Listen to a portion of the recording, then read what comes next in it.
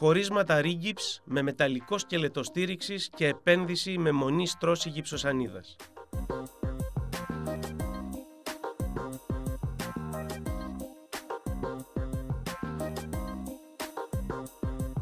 Χαράξτε στο έδαφος, στους τοίχους και στην οροφή την ακριβή θέση του χωρίσματος, χρησιμοποιώντας μολύβι, αλφάδι και νήμα.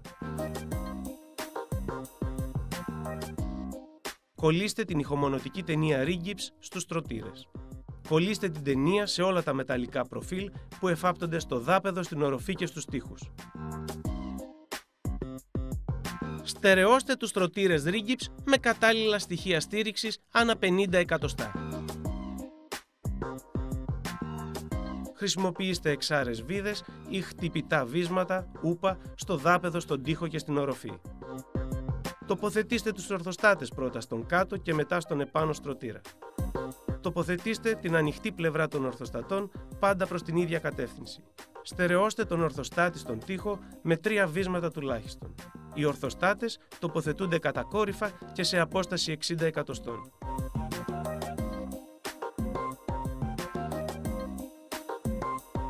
Για τη διέλευση των ηλεκτρομηχανολογικών εγκαταστάσεων, λυγίστε τα πτερίγια των οπών ήττα στους ορθοστάτες ρίγκιψ και περάστε από εκεί τα καλώδια. Για διακόπτες και ρευματοδότες, χρησιμοποιήστε τα ειδικά κουτιά διακοπτών για χωρίσματα γυψοσανίδας.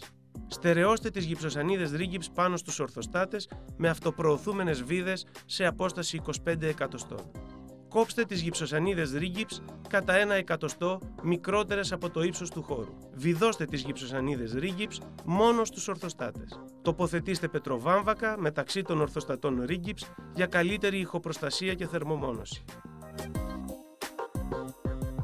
Τοποθετήστε τις γυψοσανίδες και στην άλλη πλευρά του τοίχου με τον ίδιο τρόπο.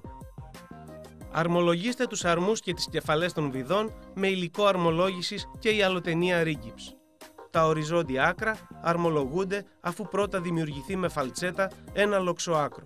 Αφού στεγνώσει, τρίψτε το πλεονάζον υλικό αρμολόγησης και λιάνετε με γυαλόχαρτο ή με χειροκίνητο εργαλείο τύπου Flex. Για το τελικό φινίρισμα χρησιμοποιήστε Rig-Gips Pro Mix Mega.